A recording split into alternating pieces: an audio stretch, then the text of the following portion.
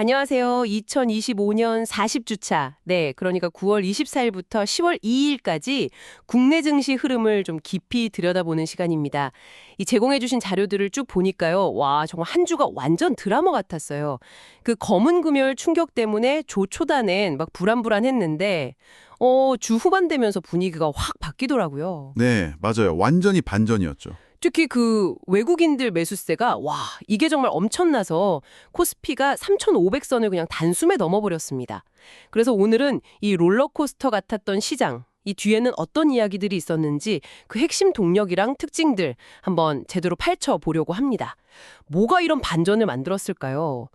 네, 자료에서도 나오지만 조 초반에 하락했던 거 다 만회하고 오히려 막 폭등세로 마감을 했어요. 네, 그랬죠. 특히 코스피가 그 3,500선, 이 중요한 선을 넘어서면서 시장 우려를 그냥 환호로 바꿔버렸는데 이 배경을 좀 자세히 보죠. 자, 그럼 먼저 코스피부터 좀 볼까요? 주간으로 2.22% 급등해서 3,500선을 돌파했어요. 정말 V자 반등, 인상적인데요. 이 상승의 가장 큰 원동력, 역시 그 외국인이었을까요? 네, 이번 주는 핵심은 단연 외국인 투자자였습니다. 주간 전체로 보면요, 무려 3조 7천억 원, 거의 4조 원에 가깝죠. 어마어마한 순매수를 기록했어요. 근데 여기서 진짜 흥미로운 건 그냥 많이 산 게 아니라 주 후반으로 갈수록 매수 강도가 점점 더 세졌다는 거예요. 아, 점점 더요? 네, 특히 마지막 거래일 10월 2일 목요일이었죠. 이날 하루에만 3조 1천억 원이 넘게 순매수를 했습니다. 하루에요? 3조 1천억이요? 네, 하루에. 이건 정말 역대급 규모라고 봐야죠. 이날 코스피가 2.7%나 급등했는데 이게 결정적인 이유였어요. 요. 그렇죠. 거의 주도했다고 봐야죠. 다른 투자 주체들은 그럼 어땠어요? 기관이나 개인들은요? 기관도 주간으로 보면 한 3,900억 원 정도 순매수하면서 조금 힘을 보태긴 했습니다. 아, 기관도 사긴 샀군요. 네, 근데 외국인 규모에 비하면 사실 미미했죠. 반면에 개인 투자자들은 완전 반대로 움직였어요. 주간으로 무려 4조 3천억 원 넘게 순매도했습니다.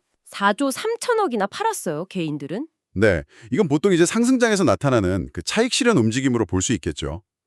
결국 이번 주는 진짜 외국인 자금의 영향력이 얼마나 큰지 다시 한번 그냥 명확하게 보여준 그런 한 주였습니다. 야, 외국인 동무대였네요, 정말. 근데 참 신기한 게 코스피는 이렇게 막 축제 분위기인데 자료를 보면 코스닥은 완전 딴판이었어요. 맞아요. 온도차가 컸죠. 코스피랑 정반대로 오히려 주간 0.78% 하락 마감했거든요. 같은 국내 증시인데 왜 이렇게 다른 모습이 나타난 걸까요? 바로 그게 이번 주 시장의 또 다른 중요한 특징인데요. 이른바 디커플링, 그러니까 쏠림 현상입니다. 외국인들의 그 거대한 자금이 코스피, 그것도 주로 대형주 쪽으로만 막 집중되는 동안에요. 코스닥 시장에서는 오히려 반대 흐름이 나타난 거죠. 아, 코스닥에서는 팔았군요, 외국인이. 네, 외국인들은 코스닥에서는 주간으로 4,100억 원 이상 순매도하면서 오히려 지수를 끌어내렸습니다. 기관은 거의 변화가 없었고요. 한 20억 원 순매도, 거의 보합 수준이었죠. 아, 그러니까 큰 돈은 코스피 대형주로만 가고 코스닥 중소형주는 그냥 외면받았다. 이런 얘기네요. 개인들이 한 5,400억 원 넘게 사면서 좀 방어하려고 했지만 역부족이었던 거고요. 맞습니다. 시장 안에서 그 부익부 빈익빈 현상이 아주 극명하게 나타난 거죠. 투자 자금이 특정 섹터, 그러니까 이번엔 코스피 대형주에만 너무 집중되다 보니까 코스닥은 철저히 소외되는 그런 모습이었어요. 확실히 이게 좀 쏠림 현상이 심했군요. 네, 이런 극단적인 쏠림은 사실 시장 전체 건강성 측면에서는 좀 아쉬운 부분이죠. 온기가 좀 골고루 퍼져야 하는데. 맞아요. 그래야 투자자들도 좀 체감을 할 텐데요. 자, 그럼 시장 주변 자금 흐름도 한번 보죠. 고객 예탁금, 그러니까 투자 대기 자금이 한 주간 1조 6천억 원 이상 늘었다고 하는데요. 이건 시장 반등하는 거 보고 다시 들어가야 하나 이런 투자자들이 좀 늘었다는 신호로 볼 수 있을까요? 네, 그럴 여지가 충분히 있습니다. 조 초반에 좀 급락했다가 생각보다 강하게 V자로 반등하니까 지켜보던 개인 투자자들 자금이 다시 좀 들어오기 시작한 걸로 보입니다. 예탁금이 한 주 만에 1조 6천억 원 넘게 늘었다는 건 분명 시장에 대한 관심이 다시 좀 높아졌다는 긍정적인 신호죠. 관심이 높아지는 건 좋은데 근데 또 재밌는 게 그 신용융자 잔고 있잖아요.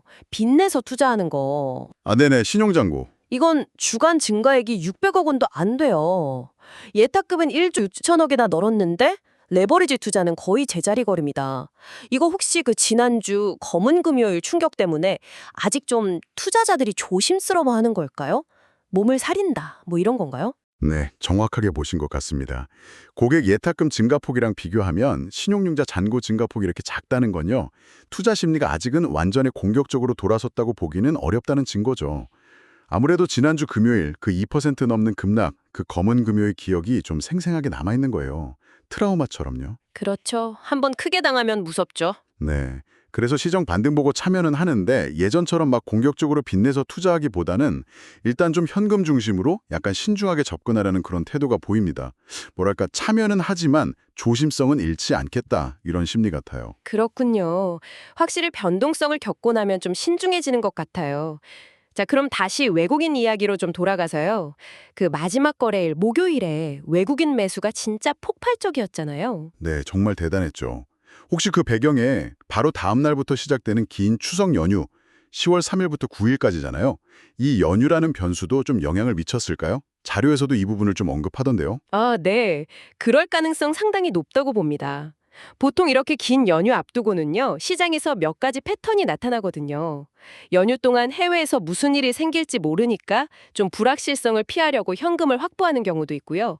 반대로 연휴 이후 시장을 좋게 보면 미리 주식을 사두려는 움직임도 나타나죠. 아, 미리 사두는 수요도 있군요. 네.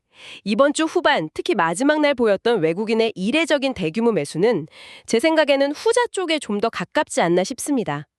물론 뭐 연휴 기간 동안 글로벌 시장 변동성에 대비하는 그런 위험 관리 차원의 움직임일 수도 있지만 매수 규모나 강도를 보면 단순히 위험 회피보다는 연휴 이후를 좀 긍정적으로 보고 미리 주식을 확보하려는 의도가 더 강하지 않았나 이렇게 추정해 볼 수 있습니다. 연휴를 앞둔 일종의 베팅 성격일 수도 있다. 그냥 정리하는 게 아니라 오히려 더 좋게 보고 들어왔을 수 있다. 오, 이거 흥미로운데요?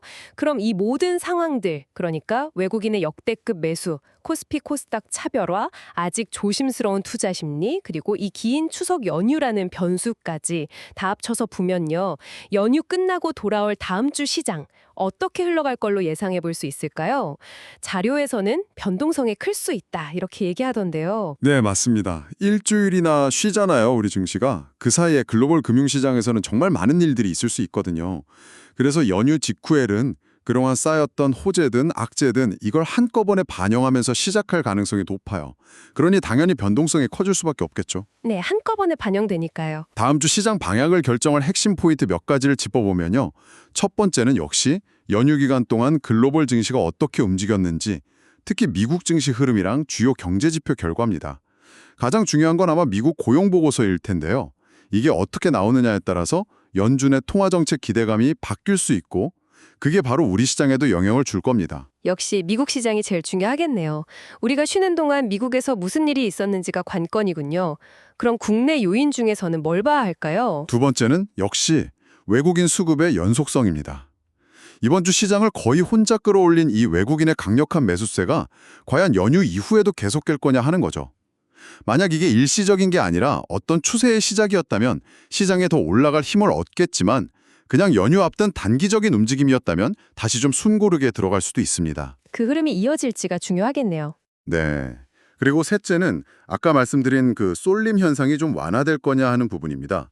코스피 대형주에만 몰렸던 자금이 이번에 소외됐던 코스닥이나 중소형주 쪽으로도 좀 퍼져나가는 이른바 키 맞추기 장세가 나타날 수 있을지 지켜봐야 합니다.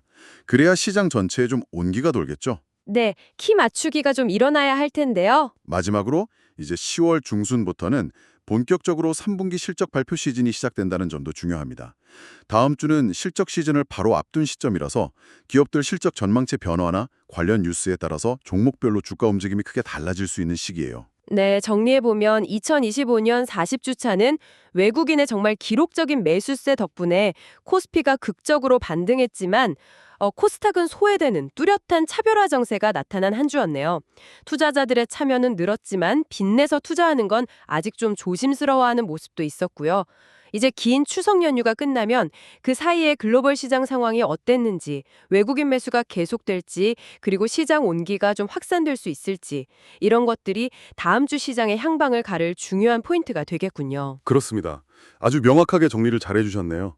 그리고 여기서 마지막으로 우리가 같이 좀 생각해 볼 만한 질문을 하나 던져볼 수 있을 것 같아요. 많은 분석들이 외국인이 얼마나 샀는지 그 규모에 집중하잖아요. 근데 어쩌면 더 흥미롭고 중요한 질문은 왜 그들이 바로 지금 이 시점에 그것도 이렇게 긴 연휴를 바로 앞두고 이렇게까지 공격적으로 한국 주식을 샀을까 하는 점입니다. 아, 왜 하필 지금이냐? 네. 이게 그냥 단순히 연휴 전 단기 포지션 조정이었을까요? 아니면 미국 금리 인상 우려나 여러 지정학적 리스크 같은 불확실성이 여전한데도 불구하고 한국 시장의 어떤 내재 가치나 장기적인 매력에 대한 강한 확신을 보여주는 신호탄이었을까요? 단순히 싸다고 들어온 건지 아니면 혹시 우리가 놓치고 있는 한국 시장만의 뭔가 특별한 매력을 그들은 먼저 본 건지 이 질문에 대한 답은 앞으로 시장 흐름을 계속 지켜보면서 곱씹어 볼 만한 아주 흥미로운 숙제가 아닐까 싶습니다. 와, 정말 그러네요. 외국인들의 진짜 속내가 뭐였을까? 그 의도를 파악하는 게 앞으로 시장을 보는데 중요한 열쇠가 될 수도 있겠군요. 정말 깊이 생각해 볼 만한 질문입니다. 오늘 저희는 이 제공된 자료들을 바탕으로 격동의 한 주를 보낸 국내 증시의 주요 맥락과 의미, 그리고 앞으로 주목해야 할 변수들까지 함께 짚어봤습니다. 연휴 이후 시장이 또 어떤 모습을 보여줄지 함께 주목해 보면 좋겠습니다.